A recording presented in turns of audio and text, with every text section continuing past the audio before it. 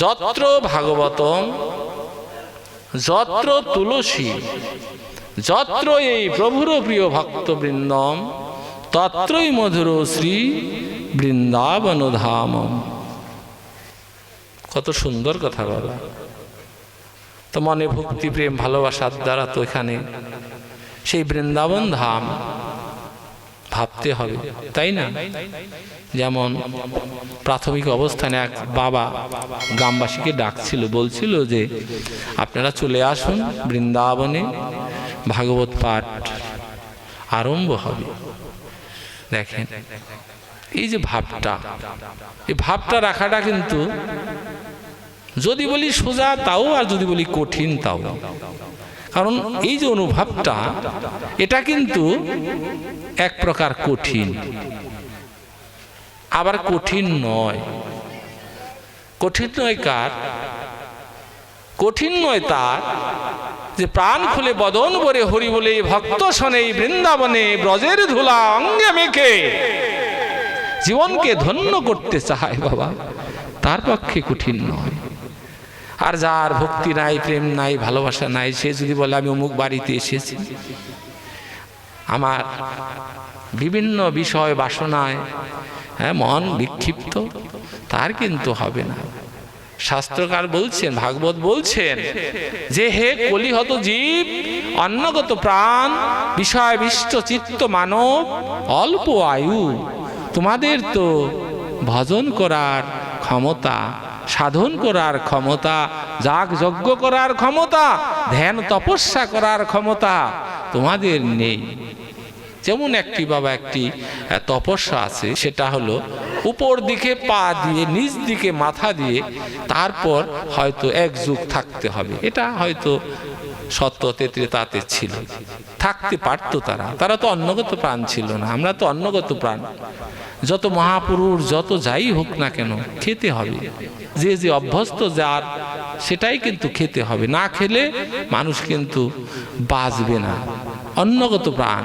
কাজেই ভাগবত বললেন যে এই অন্নগত প্রাণের, চৈতন্য চরিতামৃত ভাগবত বললেন যে অন্নগত প্রাণের একমাত্র পাথেয়, একমাত্র সম্বল, যে প্রাণ খুলে বদন ভরে এই বৃন্দাবনের ধুলা গায়ে মাখতে পারে, তার হয়তো সার্থক হতে পারে।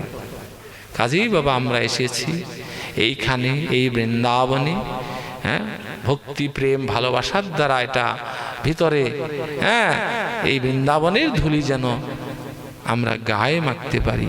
এখানে যত চাওয়া পাওয়াই থাক না কেন, মানুষের তো বাবা অনেক আশা, অনেক ইচ্ছা, অনেক অভিপ্রায় আছে না? ধন দাও, পুত্র দাও, যশ দাও, মান দাও, কত কিছু পাওয়ার কিন্তু ইচ্ছা আছে। কিন্তু এই যে হরিনাম যজ্ঞ, এই যে প্রভুর নাম শিবাসঙ্গনে হয় হরিনাম, এই হরিনামের সমস্ত ভক্তবৃন্দ শিবাসঙ্গনে প্রাণ খুলে বলেছিল হে গৌর, চাই না বিষয়, চাই না সম্পদ, চাই না পুত্র, চাই না ধন, হে গৌর যেন বদন ভরে হরি বলে তেল তোমার সঙ্গ করতে পারি।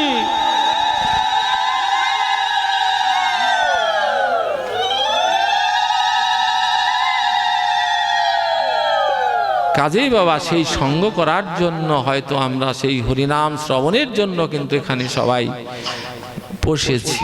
তবে শুনলে কি হয়?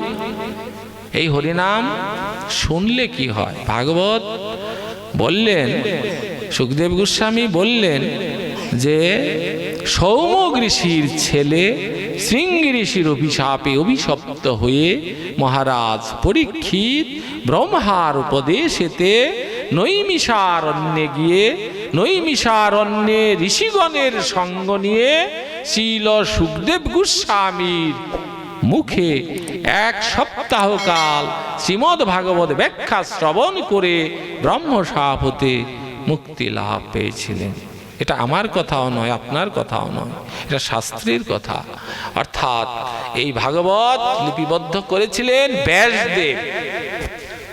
ব্যাসদেব এই ভাগবত লিপিবদ্ধ করেছেন এবং সুখদেব গোস্বামী এই ভাগবত কিন্তু অধ্যয়ন করেছেন। সুখদেব গোস্বামী ছিলেন 16 বছর বয়স তার। কারণ এখন এই কলিহত মানুষ, কলিহত জীব কিন্তু উচ্চ শিক্ষিত না হলে, হয়তো এই অক্ষর বিদ্যা না হলে কিন্তু গীতা পাঠ ভাগবত পাঠ করতে পারে না, তাই না? আর এমনই অবস্থানে তিনি ছিলেন 16 বছরের একটি বালক, এই কঠিন এই শাস্ত্র কিন্তু পাঠ করেছিলেন। 60,000 মুনি ঋষি, তৎসঙ্গে ব্রহ্মশাপগ্রস্ত মহারাজ পরীক্ষিত, তিনি বলছিল যে আমাকে মুক্তির কথা বলে দাও হে সুত, হে প্রভু, আমি যেন এই ব্রহ্মশাপ হতে মুক্তি কিসে পাই করতে পারি। শাস্ত্রীয় কথা বা ভাগবতীয় কথা।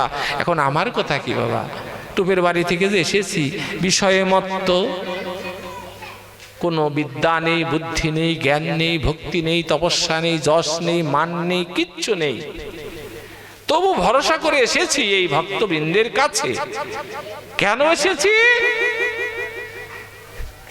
এই পাপিষ্ঠ জীব, অপরাধী ব্যক্তি যদি এই ভক্তের সমাগমে এসে, আমি তো মুখে বলবো না, ভক্ত মুখে হরিনাম শ্রবণে আমার এই পাপিষ্ঠ দেহ যদি একবার মুক্ত হয়ে যায়, যাগ যজ্ঞ তপস্যা, এই যে একটা যজ্ঞ, নাম যজ্ঞ, এটার একমাত্র পাবার পথই বাবা, আমি তো পাপিষ্ঠ। এই বাড়ির যে মালিক, সে আশা করছে যে আমি ভক্তের চরণ ধুলু, আমি গায়ে মেখে আমার যে মনুষ্য দুর্লভ জন্ম আমি যেন সার্থক করতে পারি, এই বাসনা, এই ইচ্ছা, এই অভিপ্রায় নেই, কিন্তু এই নাম যজ্ঞের অনুষ্ঠান, কাজেই সেখানে বাবা শ্রদ্ধা, ভক্তি, প্রেম থাকতে হবে। অহংকার, অভিমান থাকলে কিন্তু সত্যিকার অর্থে কিছুই পাওয়া যাবে না। তো আমরাও যে এসেছি, কত অপরাধজনিত কাজ আমরা করে থাকি মা, হ্যাঁ, মিথ্যা কথা, অনেক অপরাধ করে থাকি। তবে এই অপরাধের মুক্তি এই ভাগবতেই আছে। যেখানে ভাগবত, যেখানে তুলসী, যেখানে ভক্তগণ, সেটাই হলো মধুর বৃন্দাবন। যদি এই মধুর বৃন্দাবনে এসে প্রাণ খুলে যদি একবার বদনে বল হরি বল, হরি বলে এই ভাগবতীয় কথা, গোবিন্দ কথা শ্রবণ করা যায়, তাহলেই মুক্তি লাভ। শুধু তাই না বাবা, গঙ্গা, যমুনা, সরস্বতী জলে স্নান করিলে যে পুণ্য হয়, গঙ্গা, সরস্বতী, যমুনা জলে স্নান করিলে যে পুণ্য হয়, তার চেয়ে অধিক পুণ্য হয় এই ভক্ত শোনে এই ভাগবতীর কথা শ্রবণে। আমার কথা নয় বাবা, শাস্ত্রে বলছেন যে তার যে অধিক পুণ্য সঞ্চয় হয় এই গোবিন্দ লীলা কথা, ভাগবতীয় কথা শ্রবণে। গঙ্গা স্নানের চেয়েও পুণ্য হয়। কাজেই এটা যে কেমন কথা, ব্রহ্মা বলেছিল আমার তো 4টি মুখ, আমি এই চতুর্মুখেও কিন্তু এই ভগবানের কথা বলতে পারবো না। 4 মুখ তিনিও বলতে পারেননি, আর আমার তো 1টি মুখ। তারপরেও সেই সাধন ভজন বলতে কিছুই নেই। তারপরও এখানে এসেছি যে মুখং করতি বা চালং পঙ্গুলং হইতে গিরিম যৎকৃপাতমহং বন্দে পরমানন্দ মাধবম। হে মাধব, তোমার কৃপা হলে পঙ্গু, তিনি গিরি গোবর্ধন পর্বত অতিক্রম করতে পারে, আর বোবাও কথা বলতে পারে। তার প্রমাণ আমি ছোট্ট একটা প্রমাণ দিই। গঙ্গা তীরে একজন ব্রাহ্মণ প্রতিদিন গীতা পাঠ করতেন। তো ব্রাহ্মণটি তেমন উচ্চ শিক্ষিত নয়, গঙ্গা তীরে অর্থাৎ গঙ্গা স্নান করেই বসে উনি গীতা পাঠ করতেন, তেমন শিক্ষিত নয়, মোটামুটি। তো গীতা পাঠ যে করতেন, ওই দেখা যেত শব্দ তেমন ভালো উচ্চারণ হতো না। তো পাঠ করেই গীতা পাঠ শুরু করতেন। তো আমার মহাপ্রভু পারিষদগণ নিয়ে খুল করো তালে হরিনাম করতে করতে ওই গঙ্গার তীর দিয়ে চলছে। মহাপ্রভুর কর্ণে ওই গীতা পাঠের শব্দ কর্ণগোচর হয়েছে। গীতায় আছে বাবা, যদি গীতা পাঠ কেউ করে, শ্রবণ করলে একটু দাঁড়িয়ে শুনতে হয়। কারণ অধ্যয়ন আর শ্রবণ সত্যিকার অর্থে সমান পুণ্য। যে বলবে আর যে শুনবে সত্যিকার অর্থে যদি শোনার মতো শুনে আর বলার মতো বলে, সমান পুণ্য। এমন না যে বলছে সে অহংকারী যদি হয়, বলছে আমি বিদ্বান, আমি বলছি অধ্যয়ন করছি, না, যে শুনছে সে যদি তার প্রেম বাণী বর্ষণ হয়, আমি বলছি, আমার ভিতরে অহংকার থাকলে আমার কিছুই হবে না, যে শুনছে আমার চেয়েও তার পুণ্যটা বেশি হবে। কাজেই সমান অধিকার।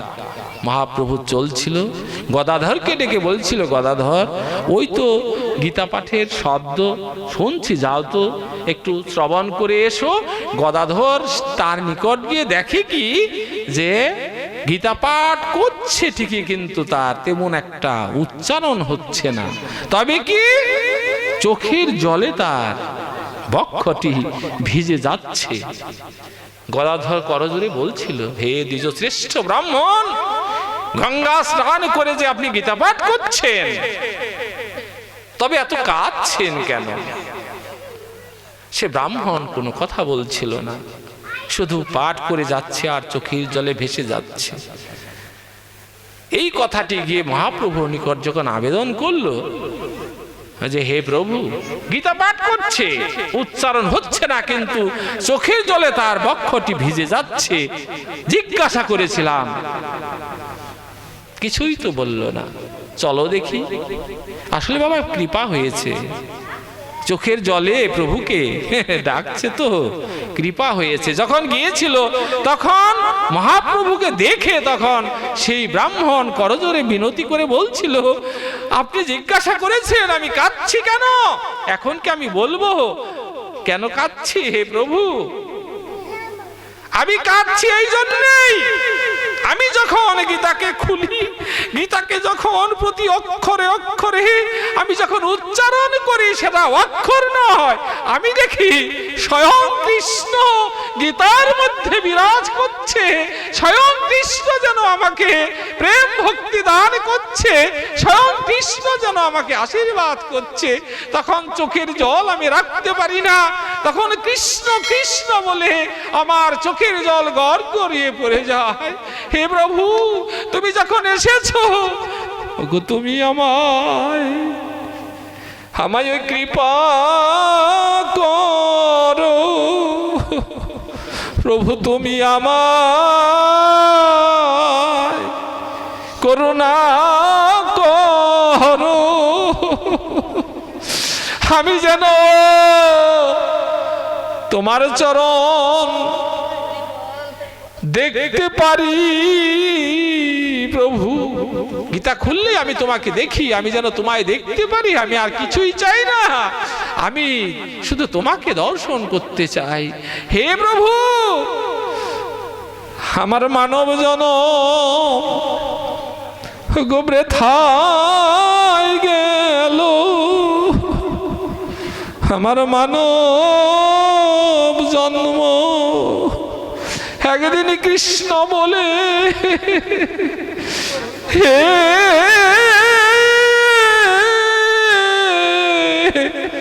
আমি কাঁদলেম না রে, গো আমার মানব জন্ম। বাবা, মানুষ দুর্লভ জন্ম, মানব শ্রেষ্ঠ জন্ম, মানব কুলে জন্ম নেওয়া, গোবিন্দ কৃষ্ণ ভজন করার জন্ম, কিন্তু বেলা তো ডুবে যাচ্ছে, আর কয়দিনই বা এই পৃথিবীতে থাকবো, যার জন্য এসেছিলাম তা তো বাবা করা হলো না। এসেছিলাম কৃষ্ণ ভজন করিবারে, এসেছিলাম মদনে হরি হরি বলিবারে, কিন্তু জনম তো বৃথায় চলে যাচ্ছে। আবার কোথায় যাব, কোথায় যেতে হবে, কি ভাবে আমার জন্ম হবে? জন্ম তার হয় না বাবা, কার হয় না? আত্মাবারো শ্রোতব্য নিনিধ্যাবশস্য নশ পুনরাবর্ততে, নশ পুনরাবর্ততে। সূক্ষ্ম পরমাত্মা রূপী গোবিন্দ, যিনি জ্ঞান শক্তি, গুরু কৃপা বলে জ্ঞান শক্তির দ্বারা দর্শন করতে পারে। নশ পুনরাবর্ততে, নশ পুনরাবর্ততে, পুনরায় তার মার সংসারে আসতে হয় না। সে কোথায় যায়? সে রাধা গোবিন্দ শ্রীপাদ পদ্মে অমর হয়ে যায়।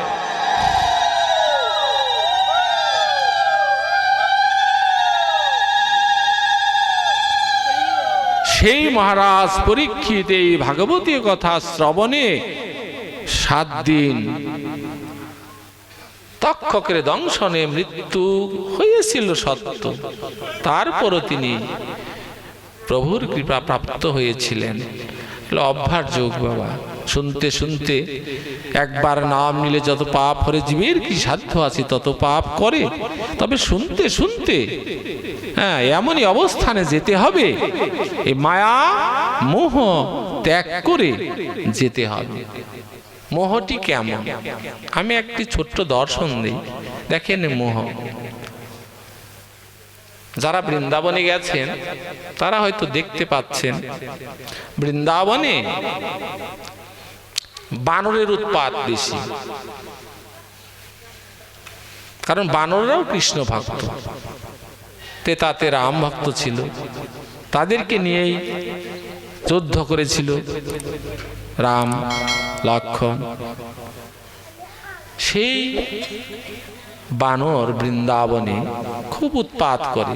উৎপাতটি হলো, দেখা যায় ভক্তরা যখন প্রসাদ হয়তো প্রভুর সেবার জন্য মাথায় করে নিয়ে যায়, হাতে করে নিয়ে যায়, ব্যাগে করে নিয়ে যায়, ওরা যদি দেখে ওরা ছিনিয়ে নেয়। এমনকি বৃন্দাবনে ছোলাটা প্রিয় খাদ্য, বানরেরও ওই ছোলাটা প্রিয় খাদ্য। ছোলা দেখলে বানররা পাগল হয়ে যায়। তো এখন শিকারীরা মনে করলো, বা ব্রজবাসীরা কিছুটা মনে করলো, যারা একটু, কারণ সব জায়গায় তো সব থাকে বাবা। নদিয়ায় গৌর অবতীর্ণ হয়েছিল, গৌরকে যারা চিনেছিল গরুকে ভালোবেসেছে, আবার যারা গৌরকে চিনে নাই তারা কিন্তু বিরোধিতা করছে। খায়ের কাম নাই, কত সুন্দর চেহারা, ফুল করতালে দিন ভরে হরিবল হরিবল বলে, এরকম মানুষও কিন্তু ছিল। আবার যারা সত্যিকার থেকে গৌরকে চিনেছে তারা কিন্তু বলছে, প্রভু তোমার কৃপাতেই সব হবে। তদ্রূপ বৃন্দাবনেও যে বলবো যে সবাই ভালো, ব্রজঙ্গনাগণ, ব্রজবাসীগণ, ভাগবতের ব্রজবাসীরা ভালো, কিন্তু তারপরেও এখনকার আপনি একটা পান্ডার কাছে যাবেন, সেখানে গিয়ে শান্তি পাবেন না। মানে এমনই অর্থের মানে লোভ লালসা, সেই লোভ লালসার কথাটা আমি বলছি। এখন বানরদেরকে কমাতে হবে, তখন চিন্তা করলো কিভাবে কমানো যায়, ওই বানরটা কিভাবে ধরা যায়। তখন শিকারীরা মনে মনে ভাবলো বানরের প্রিয় খাদ্য ছোলা। এখন ছোলাটা যদি তাদের সামনে ধরি সেবা করে, কিভাবে ধরা যায়? তখন করলো কি, একটি কলসির মধ্যে ওই কিছু ছোলা রেখে কলসিটা ঝুলিয়ে রাখে।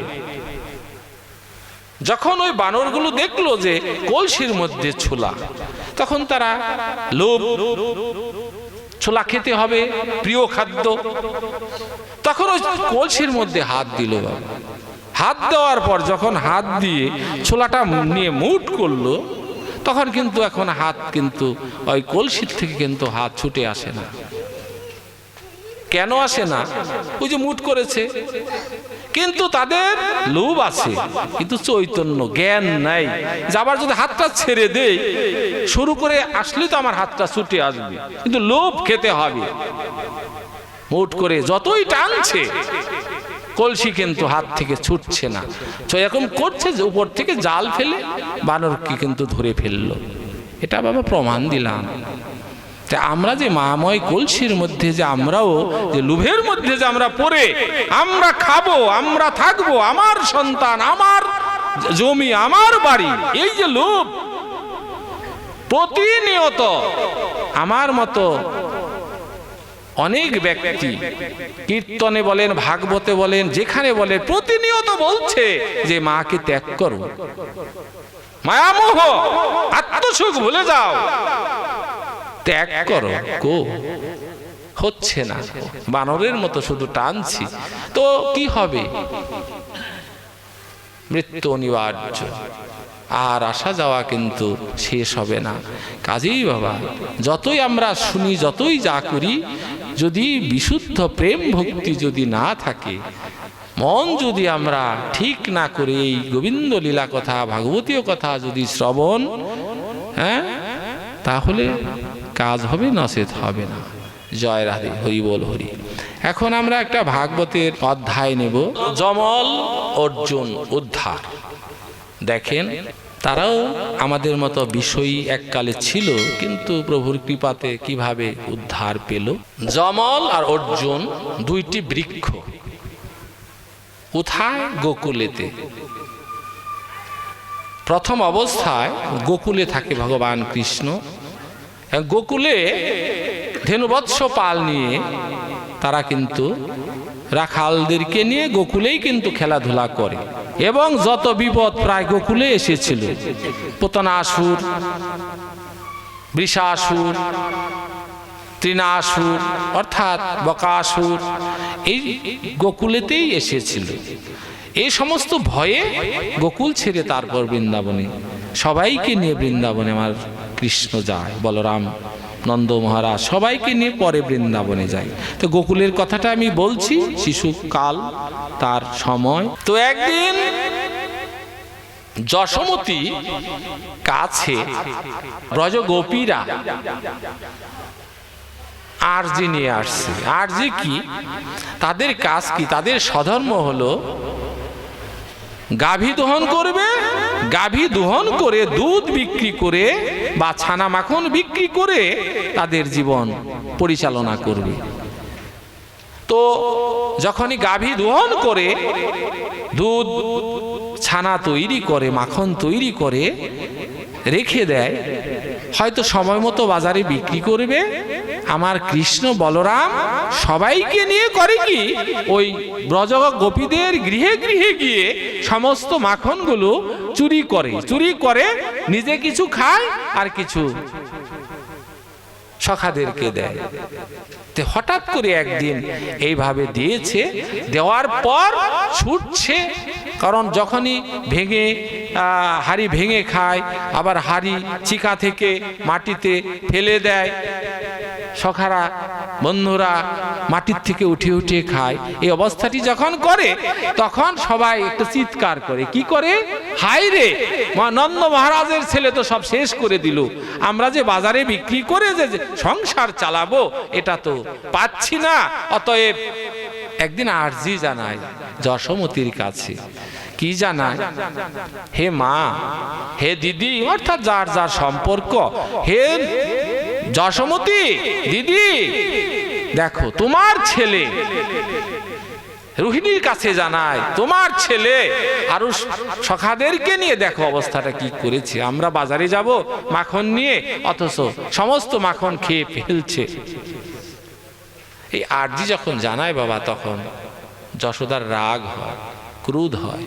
কি মনে মনে বলে বা জোরেও বলে, কৃষ্ণ তুই তো আমার ছেলে, অথচ আমার ঘরে এত ননি মাখন ছানা, তারপর তুই পরের ঘরে গিয়ে এমনি করে ননি মাখন ছানা খাস, এটা কি ঠিক করিস? হারে কি সন্তান, কি পাজি! হ্যাঁ, এমনি করে যখন রাগারাগি করে, তখন কৃষ্ণকে খুঁজিবারে ছুটে এবারে ওবারই যায়, বলে কৃষ্ণ এসেছে না, এমনই ছুটাছুটি করে আর চোখের জলে ভেসে যায়, বলে হে কৃষ্ণ, আমার ঘরে তো অনেক খাবার আছে, তুই কেন পরের ঘরে গিয়ে খাস? যখনই বাবা চোখের জলে ভাসতে ভাসতে কৃষ্ণকে খুঁজতে থাকে, খুঁজতে খুঁজতে ভক্তি ভরে যখন কৃষ্ণকে খুঁজে, হঠাৎ করে কৃষ্ণ মনে মনে ভাবে, আজকে তো মা আমাকে প্রহার করবে, আমাকে হয়তো কি জানি করবে, আমাকে খুঁজছে, এখন এমন ভাবে খুঁজছে, আমি যদি তাকে ধরা না দেই, সে তো কৃষ্ণ বিহনে, কৃষ্ণ বিরহে সে তো পাগল হয়ে যাবে। বাবা মধুর কথা তো, বৃন্দাবনের কথা। কৃষ্ণকেই শুধু বাবা তারা ভালোবাসে, সখারাও কৃষ্ণকে ভালোবাসে, পিতামাতাও কৃষ্ণকে ভালোবাসে, গোপীরাও কৃষ্ণকে ভালোবাসে। এই বৃন্দাবনের কথাটাই নিষ্কাম ভজন, আত্মসুখ নয় গোপীর ধর্ম। আত্মসুখ নয় গোপীর ধর্ম। ওগো সুখ থাকিলে সুখ মিলিবে, ওগো আত্মসুখ নয় গোপীর ধর্ম। এমনি করে যখন খুঁজতে থাকে তখন কৃষ্ণ ভাবে, হ্যাঁ, না হম তিষ্ঠামি বৈকুণ্ঠে যোগিনাং হৃদয়ে নচ মদ ভক্ত যত্র গায়ন্তি তত্র তিষ্ঠামি। হে নারদ, অর্থাৎ ভক্ত ডাকছে, মা যশোমতী ডাকছে। মা যশোমতী কে আপনারা তো জানেনই, সেই ধরা। সেই ধরা, ধরা কি করেছিল? ভিক্ষা করে সেই বৈষ্ণব সেবা দিয়েছিল। ভিক্ষাবৃত্তি করে সে বৈষ্ণব সেবা দিত। একদিন পরীক্ষার্থে আমার প্রভু সেখানে উপস্থিত হয়েছিল ধরা দ্রোণের কাছে, বলেছিল আমি ক্ষুধার্ত, আমাকে খেতে দাও। ভিক্ষা করিতে করিতে, অর্থাৎ প্রতি গ্রামে যদি প্রতিদিন ভিক্ষায় যায়, সে তো ভিক্ষা দিতে চায় না, মানুষ ভিক্ষা দিয়েছিল না। তখন ধরা এক দোকানদারের কাছে গিয়েছিল, বলেছিল হে দোকানদার, আমার দ্বারে উপস্থিত অতিথি নারায়ণ, আমাকে কিছু তণ্ডুল ব্যঞ্জন আদি দিন, আমি বৈষ্ণব সেবা দেব। তখন সেই দোকানদার বলেছিল দিতে পারি, তবে তোমার কাছে আমি একটি জিনিস চাইব। তখন ধরা কিন্তু কেঁদে কেঁদে প্রভুর কাছে বলেছিল, প্রভু সমস্ত কিছুই তো তোমার, এখন কি চাইবে, আবার কি দিতে হবে? যাই হোক, তখন সেই দোকানদার হলো ধর্মরাজ। সে ধরার কাছে যেমন সন্তান বাম স্তনের দুধ পান করার দায়িত্ব বা ক্ষমতা তার বেশি। তখন সেই ব্যক্তি বলেছিল, ধরা তোমার কাছে আমি এই যে একটা ছুরি দিচ্ছি, তোমার চোখের জল ফেলতে পারবে না, তোমার ওই বাম স্তনটি আমাকে কেটে দিতে হবে, তারপর তোমাকে আমি অনেক তণ্ডুল অনেক ব্যঞ্জনাদি দিব।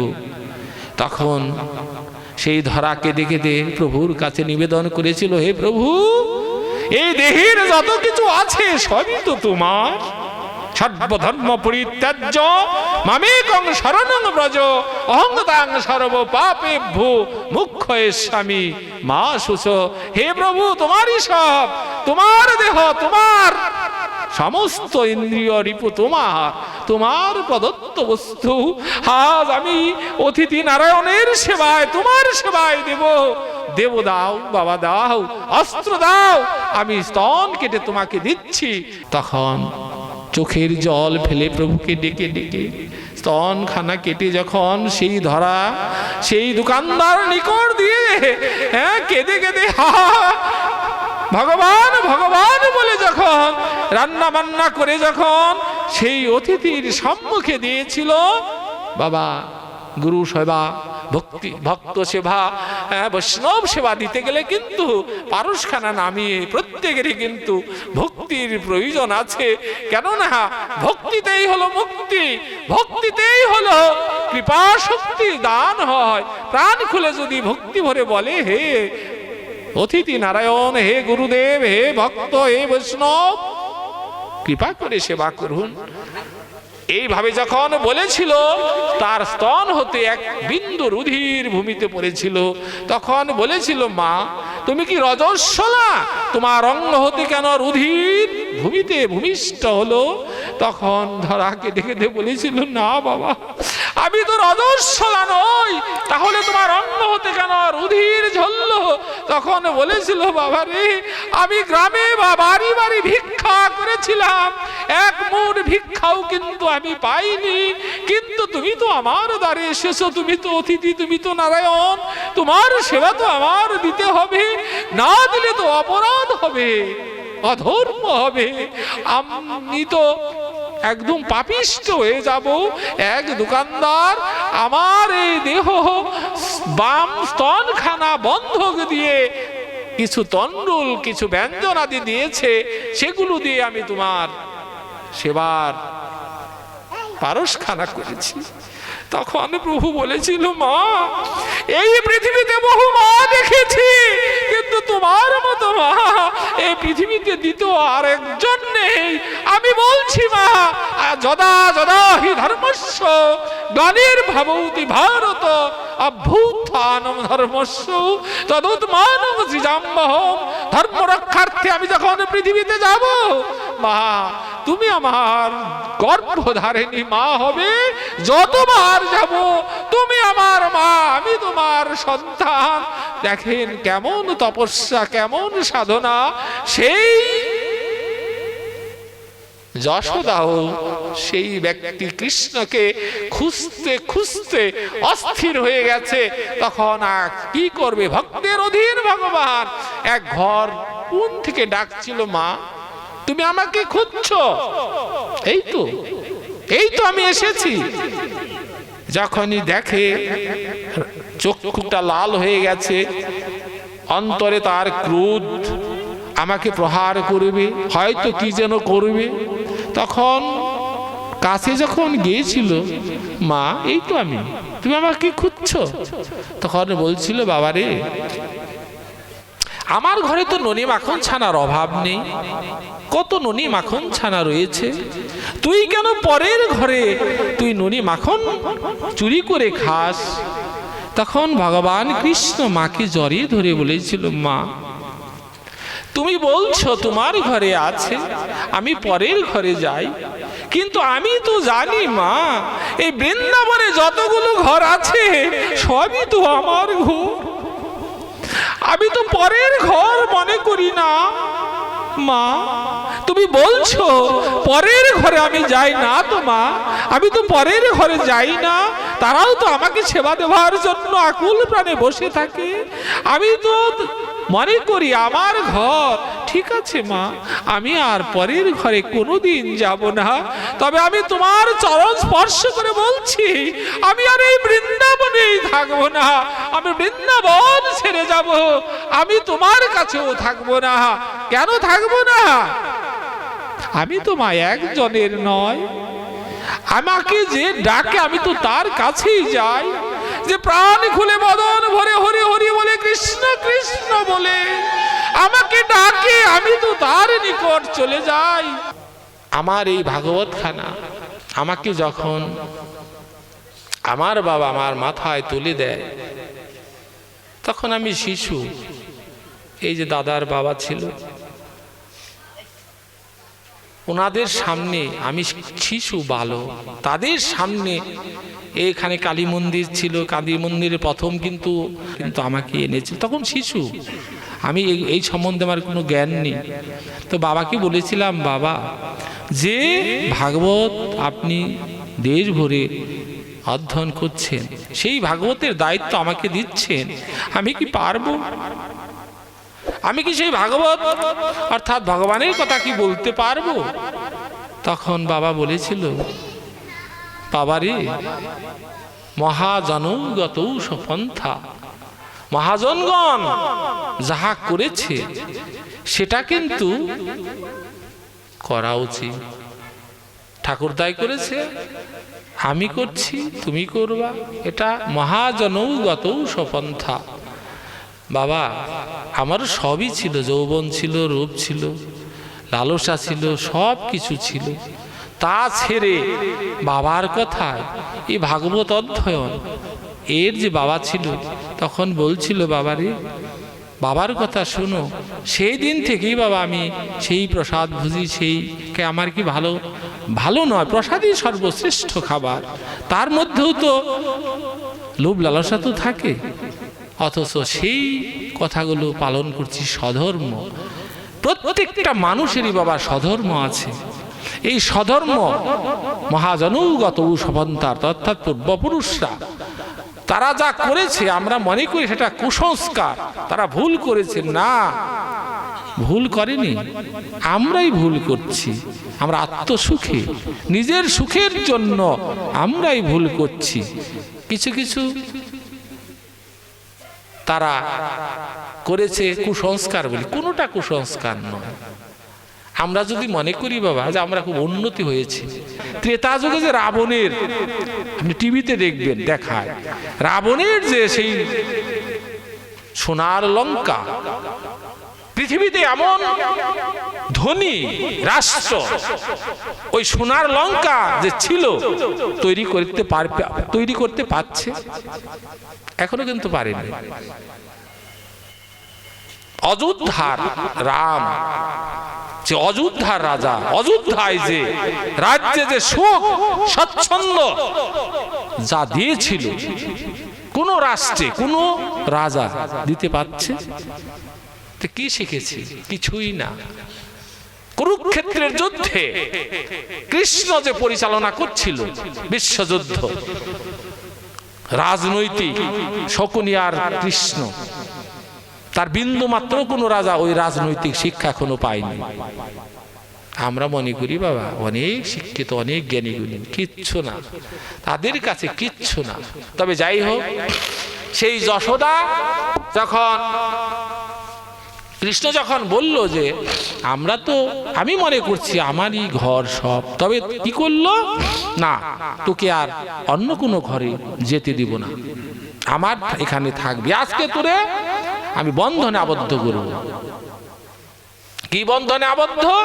যে তোকে আমি এই যে নবলক্ষ ধেনু আছে, ধেনুর রজ্জু দিয়ে তোকে আমি বেঁধে রাখবো, যেন তুই আর পরের বাড়ি, পরের ঘরে গিয়ে ননি মাখন চুরি করে না খাস।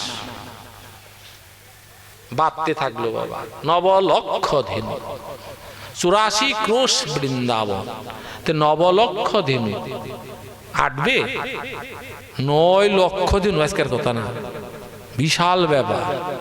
তা আসলে কি 9 লক্ষ ধেনু? আসলে বাবা 9 লক্ষ ধেনু নয়, 9টা ধেনু। নববিধা ভক্তি, কৃষ্ণ প্রাপ্তির নববিধা ভক্তি যার হৃদয়ে আছে সেই কৃষ্ণকে পাবে। এবং 9টা ধেনু, 9টা ভক্তি, এক এক ধেনু এক এক ভক্তির অধিকারী। যেমন যখন গোষ্ঠী খেলা করতো বাবা, ক্ষুধা লাগতো, রাখালরা দহন করে দুধ সেবা করত। আর আমার কৃষ্ণ করতো কি, ধবল নামে একটি গাভী আছে, আপনার ছবিতে দেখবেন সাদা রঙের গাভী। কৃষ্ণ কিন্তু দহন করতো না। কৃষ্ণ কি করত, যখনই ক্ষুধা লাগতো ওই গাভীর স্তনে বানের মধ্যে সে মুখ লাগিয়ে কিন্তু দুধ খেত।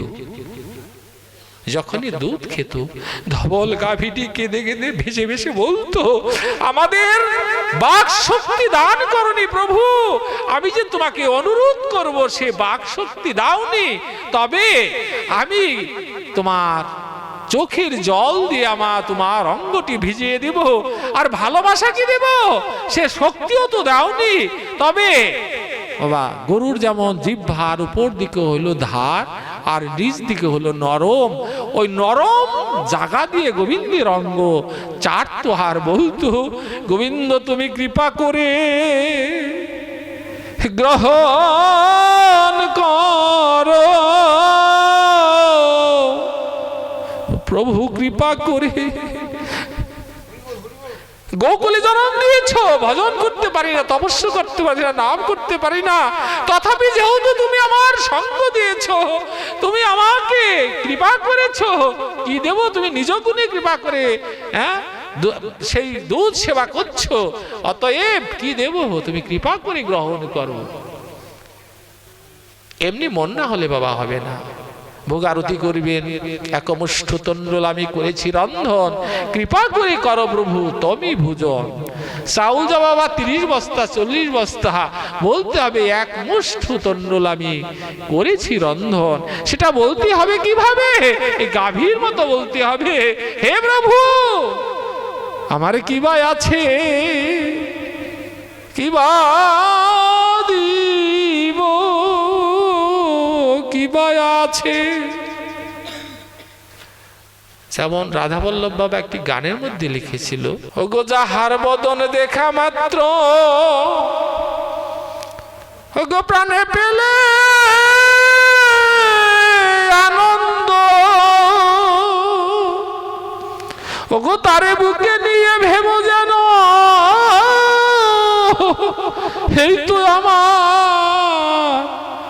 এই তো আমার গোবিন্দ।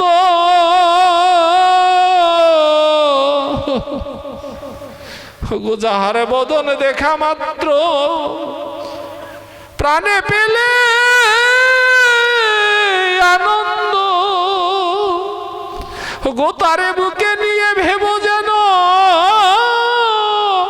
এই তো আমার গোবিন্দ। তোমার সবচেয়ে যাহা ভালো লাগে সপে দিও গো তাহার ভুগে, প্রাণ কান্দে মন যার লেগে তার রূপেই থাকিও ডুবে। কত সুন্দর কথা। যাহার বদন দেখা মাত্র প্রাণে পেলে আনন্দ, তারে বুকে নিয়েও ভেবো যেন এই তো আমার গোবিন্দ। সবচেয়ে যাহা ভালো লাগে সপে দিও তাহার ভুগে। কোথায় ভগবান বাবা, কোথায় স্বর্গ, কোথায় নরক, কে বলে তাহা বহুদূর। মানুষেরই মাঝে স্বর্গ নরক, মানুষেরই মাঝে দেবতায় সুর। দেখেন, আমরা যদি মনে করি যে কাল থেকে যে সমস্ত অগণনীয় ভক্তগণ আসবে, সত্যিকার অর্থে যদি বাবা এমনি করে যদি ভালোবাসা দিয়ে সেই ভক্তের সেবা দেওয়া হয়, তখন কি হবে? এক মুষ্ঠু তন্ডুল তখন সেবায় লেগে যাবে। সেবায় লাগলে তখন কি হবে? এই যে বাড়িওয়ালা যে ব্যক্তি, তার কিন্তু আর অভাব থাকবে না। কোন অভাব? কৃষ্ণ পাবার ভক্তির অভাব, কৃষ্ণ দর্শনের প্রেমের অভাব তার কিন্তু আর থাকবে না। সেই ভক্ত আশীর্বাদ করে যাবে, কি বলবে? হে তোমার প্রভুর উচ্ছিষ্ট প্রসাদ পেয়ে যে আনন্দ পেয়েছি, তোমার যেন কৃষ্ণ ভক্তির অতিমতি যেন তোমার হৃদয়ে জন্ম নেয়। প্রতি বৎসর যেন তুমি বদন ভরে হরি বলে কৃষ্ণ বলে এই প্রেমের বাজার, এই বৃন্দাবন ধাম যেন তোমার গৃহে প্রতি বৎসর বৎসর যেন হয়। এটা বাবা ভক্তের আশীর্বাদ ছাড়া হয় না, ভক্তের কৃপা ছাড়া হয় না। ভক্ত যদি আশীর্বাদ করে তাহলে হবে। যশোদার মতো যদি ভালোবাসা ভগবানকে দেওয়া যায়, এমনি করে হয়। সেই নববিধা ভক্তি, 9টি গাভী রজ্জু মানে দড়ি। বৃন্দাবনে তো গাভীদেরকে বেঁধে রাখতো না, ছেড়ে দিত। মাঠে খেলাধুলা করতো, বিকাল বেলা বাঁশি বাজাতো, বদনে গোবিন্দ বাঁশি দিয়ে সমস্ত ধেনুবৎসদেরকে কিন্তু টেনে আনতো। বাঁশি শোনা মাত্র যে যে বনেই থাক না কেন ধেনু, কেউ নিধু বনে, কেউ কদম্ব বনে, কেউ তাল বনে, যে যে বনেই থাক না কেন বংশীর ধ্বনি শোনা মাত্র ছুটে আসতো গোবিন্দের কাছে। তারপর কিন্তু গৃহ অভিমুখে রওনা হতো। তারপরও ভাগবতও যেহেতু লিপিবদ্ধ করেছে যে রজ্জু দিয়ে বেঁধেছিল, সে রজ্জুটি হলো ভক্তি রজ্জু, দড়ি নয়। আমরা তো গরু দড়ি দিয়ে বন্ধনে আবদ্ধ করি, আসলে নববিধা ভক্তি রজ্জু, তার নাম দড়ি নয়, ভক্তি। যশোমতী এমনি করে একটি করে রজ্জু, একটি গাভীর অর্থাৎ 9টি ভক্তি, এক এক ভক্তি এক এক ভাবে যখন সংযোজন করছিল, আর গোবিন্দকে বাঁধতে পারছিল না। যতই ভক্তি প্রেম ভালোবাসা দিয়ে গোবিন্দকে আটকাতে পারছে না, 2টি আঙ্গুল কিন্তু কম পড়ছিল। তখন কি করছে? শরীরে ঘর্ম হচ্ছে, চোখে জল পড়ছে, মনটি একদম গোবিন্দ গোপালকে বাঁধবে, মনোপ্রাণ তার নিকট দিয়েছে। হতে হতে যখনই 9টি ভক্তি একত্রিত করে বন্ধনে আবদ্ধ করেছিল, তখন ভগবান দেখলো এখন তো ভক্তের কাছে অবশ্যই ধরা দিতে হবে। তখন কি করছিল ভগবান? যশোমতী একটি আঙ্গুল নববিধা ভক্তিতে আগিয়ে গেল, আর ভগবান আরেকটি আঙ্গুল এগিয়ে দিল, বন্ধনে আবদ্ধ হলো। আবদ্ধ হয়ে তখন কি করলো? সেই রজ্জু দিয়ে বাঁধলো কোথায়? উদুখলের সাথে। যখনই উদুখলের সাথে বন্ধনে আবদ্ধ করলো, তখন কি করব? ওই গোকুলেতে সেই যমল আর অর্জুন প্রাণ খুলে কৃষ্ণ কৃষ্ণ বলে ডাকছিল, হে কৃষ্ণ, আমাদেরকে উদ্ধার করো, আমরা অভিসম্পাদ জীবন, অতএব আমাদেরকে উদ্ধার করো। তখন আর থাকতে পারছিল না। তখন কি করছিল? কিছু রাখালরা ধেনুবৎসগণ নিয়ে গুঠে যাবে, সকালবেলা তো, সকালবেলা। আর কিছু রাখালরা ভগবানের সাথে আছে, কানাইয়ের সাথে আছে। কানাই যে কি লীলা করছে সেগুলো দেখছে। আর নন্দ মহারাজ কিছু কিছু রাখালকে নিয়ে ধেনুবৎসগণ নিয়ে দাঁড়িয়ে আছে। কেন এখনো গোপাল আসে না, কেন আসে না, এমনি করে অপেক্ষায় আছে। এমনি সময় ওই উদুখল নিয়ে যখন ধীরে ধীরে গোপাল চললো, উদুখলটি সেই যমল অর্জুনের 2টি গাছের ফাঁকে বেজে গেল। যখন বেজে গেল, গোপাল এমন ভাবে টান দিল, বিরাট বৃক্ষ বাবা, বৃন্দাবনের মধ্যে সবচেয়ে বড় বৃক্ষ, সেই বৃক্ষটি টান দিয়ে যখন ধারাস করে ফেলে দিল, এমনই একটি শব্দ হলো, মনে হয় গোকুল ভেঙে চুরমার হয়ে যাচ্ছে। নন্দ মহারাজ তখন চিন্তা করলো, কি ব্যাপার, এত বড় এত রকম শব্দ হলো, কি কারণ, কি হচ্ছে, এরকম শব্দ হলো কেন? যখন উদুখলের সাথে গোবিন্দের চরণ স্পর্শ পেল, ধারাস দিয়ে পড়েই, গাছটি পড়েই ওই সুন্দর যুবরাজ, অর্থাৎ আমি বলছি জীবনী কথাটা, পরে এইটা সমাধান দিয়ে দেই। সেই যুবরাজ রূপে যখন দাঁড়াইল, তখন কৃষ্ণকে বলেছিল, হে কৃষ্ণ, ছিলাম বৃক্ষ, তোমার কৃপাতে হলাম আবার সেই মানব রূপ ধারণ, তবে আর যেন এমন ভুল না হয়, আমাদের তুমি কৃপা করো, আমরা যেন এই বৃন্দাবন মাঝে জন্ম নিয়ে তোমার সঙ্গ, তোমার সাথে খেলা করতে পারি, আর যেন আমাদের এই অপরাধজনিত কাজ করতে না হয়। শুধু তাই না, আমাদেরকে তুমি যদি গুল্ম রূপেও জন্ম দাও, দুঃখ নাই, তৃণ রূপে জন্ম দাও, তুমি হাঁটবে, আমরা তৃণ হয়ে তোমার পায়ের চরণ ধুলি আমরা স্পর্শ করব, চরণ ধুলি আমরা তোমার পায়ের চরণ ধুলি তৃণ হয়েও কিন্তু আমরা মাগবো। যদি লতা হয়েও জন্ম দাও, দুঃখ নেই, তুমি চলবে, তুমি খেলবে, তুমি দৌড়াবে, আমরা সেই লতা হয়েও তোমার অঙ্গ স্পর্শ করবো। অর্থাৎ বাবা, ব্রহ্মা পায় না ব্রহ্মজ্ঞানে, যোগী পায় না যোগ সাধনে, অজ ভবানন করি আরাধন, পায় না যাহাকে তাহাকে পাবার জন্য সবাই কামনা ইচ্ছা অভিপ্রায় আশা করে। দেবতারাও আশা করে যে দেবকুলে জন্ম হলে হবে কি, কেন বৃন্দাবনে জন্ম হয়নি? বৃন্দাবনের ভালোবাসা প্রেম প্রীতি নিয়ে আমরা বঞ্চিত আছি, সেই খেলা খেলবো। তখন বলেছিল, তোমাদের অবশ্য ইচ্ছা পূরণ হবে। তখন প্রভুকে কিন্তু তারা স্তব করেছিল, কি নম বিশ্বরূপায় বিশ্বস্থিতান্ত হে তবে বিশ্বেশ্বরায় বিশ্বায় গোবিন্দায় নমো নমো, নমো কমল নেত্রায়, নমো কমল মালিনে কমলাপতয়ে নমো, বরহাবিরাভিরাময় রামায় কণ্ঠ বেধসে। এমনি করে স্তব স্তুতি করছিল, খুশি হয়ে তাদেরকে আশীর্বাদ দিল, তারা স্বর্গে চলে গেল। এই যে যমল অর্জুন উদ্ধার। এখন যমল অর্জুন কে ছিল? এটা সত্যযুগের কথা। কুবেরের পুত্র, নলকুবের আর মণিগ্রীব 2টি সন্তান। ধনী তো, সত্যযুগে সবচেয়ে কুবের ছিল, সবচেয়ে ধনী ব্যক্তি। ধনী তো, তাদের আর অর্থ অনর্থের মূল, অর্থাৎ বাবা, যাদের অর্থ বেশি, বেশিরভাগ অর্থের বিকারে কিন্তু তারা অনেক কিছু করে। যেমন এক মন্ত্রী ধরেন, সে মন্ত্রীর যে পারিষদগণ আছে, যে ক্ষমতা, সে ক্ষমতায় নারী হরণ, জমি হরণ, অনেকেই কিন্তু অনেক কিছু করে। মন্ত্রীর সহায় থাকে বিধায় সেটা কিন্তু কোনো বিচার হয় না।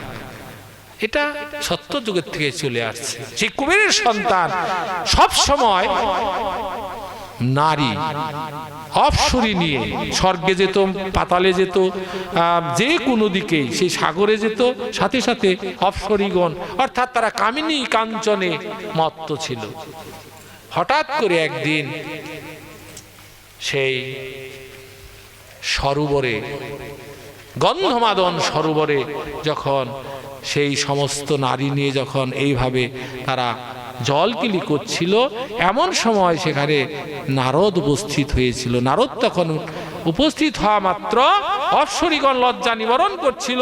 উলঙ্গ অবস্থায় দুইজন ছিল, নলকুবের আর কুবের, তারা কিন্তু লজ্জা নিবারণ করছিল না। তখন নারদ বলছিল, তোমরা ধনী ব্যক্তি, ধনী ব্যক্তির সন্তান, এরকম তোমরা খারাপ, এই কাজ কি মানুষই করে? তখন তাদেরকে অভিসম্পাত করেছিল, তোমাদের যে কাজ দেখলাম আমি, তোমাদেরকে অভিসম্পাত করলাম, তোমাদের বৃক্ষজনিতে জন্ম হবে।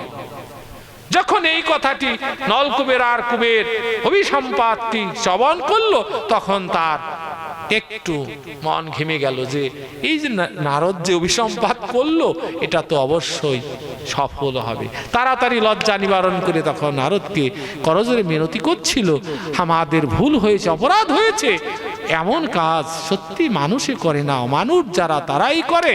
তারপর আবার সুখদেব গোস্বামী ভাগবতে বলল যে নারী মোহিনী রূপে মুগ্ধ দাদা, যারা নাকি এই প্রকার নারী লোভে এই প্রকার কাজ করে, তাদের বৃক্ষজনিতে জন্ম হয়। ভাগবতে স্পষ্ট লেখা আছে বাবা। যাই হোক, তখন কি করবে? অপরাধজনিত কাজ স্বীকার করে তখন মাপ চাইল, হে প্রভু আমাদেরকে ক্ষমা করুন। তখন যতই, যেমন বাবা ভক্ত যিনি, তাকে যদি আঘাত প্রতিঘাতও করেন, তার কাছে যদি আবার করজোরে মিনতি করেন, তার কিন্তু ওই ক্রোধ, ওই অভিমান থাকে না। তখন এটা ভক্তের গুণ বাবা। নয়ন গলদশ্রু ধারয়া গদগদ রুদ্ধ হয়া গিরা পুলকর্ষিতং বপু সদা হরি নাম সংকীর্তন। ভক্তের হলো নয়ন জল, বক্ষ ভিজে যাবে, যতই তাকে প্রহার করুন। তার প্রমাণ নিত্যানন্দ তো দিয়েছে, তাই না? তো যাই হোক, তখন কি করবে? তখন নারদ বলল, ঠিক আছে, তোমার অভিসম্পাত তো অবশ্যই সত্য হবে, তবে গোকুলেতে তোমাদের জন্ম হবে, যমল আর অর্জুন রূপে বৃক্ষ হবে। তারপরে যখন কৃষ্ণ গোকুলেতে অবতীর্ণ হবে, কৃষ্ণের চরণ স্পর্শে তোমরা আবার সেই মানব রূপ ধারণ করতে পারবে। এই যে দেখেন, সেই যমল অর্জুন উদ্ধার হয়ে গেল প্রভুর আশীর্বাদে। তখন কি করলো? নন্দ মহারাজ এসে দেখলো, হায় হায়, বিরাট বৃক্ষ পড়ে আছে, কৃষ্ণ পাশে দাঁড়িয়ে আছে। তাড়াতাড়ি কৃষ্ণকে জড়িয়ে ধরে বলল, কৃষ্ণ এটা কেমন? এই বৃক্ষের নিচে তুমি পড়ে যেতে, তোমার তো প্রাণ যেত। কুলে নিয়ে তাড়াতাড়ি চুম্বন খাচ্ছে, ব্যাপারটা কি? তখন ওই যে যারা রাখালরা ছিল বলল যে মার এই ব্যাপারগুলো মা বন্ধনে আবদ্ধ করেছে এইভাবে। আর এই যমল অর্জুন যখন পড়ে গিয়েছিল, অপূর্ব কান্তি, তাদের অপূর্ব লাবণ্য রূপের ঝলক, সূর্যের মতো কিরণ, এমন রূপের যুবক তারা, তখন তারে প্রভুকে, এই গোপালকে তারা আরাধনা করছিল। বলা মাত্রই বুঝতে পারল। নন্দ মহারাজ আবার যশোদাও দৌড়িয়ে আসলো, তারা ঘরে নিয়ে গেল, নুনি মাখন ছানা খাওয়িয়ে সুন্দর করে ধেনু বৎস গণ নিয়ে চলল মাঠে গোষ্ঠ খেলা খেলতে। এই তো যমল অর্জুন উদ্ধার। কাজেই বাবা ভাগবত আজ এখানে আমি বিশ্রাম রাখলাম। ভুল ভ্রান্তি হলে অপরাধ মার্জনা করবেন।